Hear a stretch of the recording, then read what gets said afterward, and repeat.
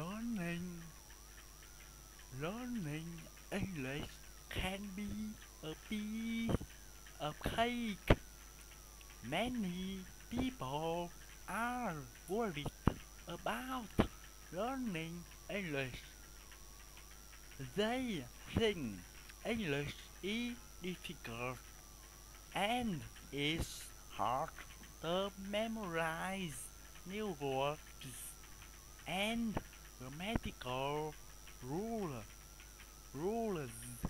In fact, learning English can be a piece of cake. Don't worry about pronunciation.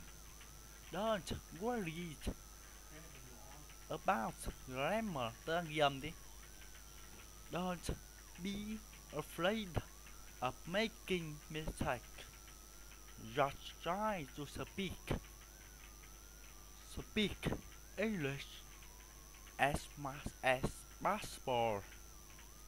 Successful people spend a lot of time practicing.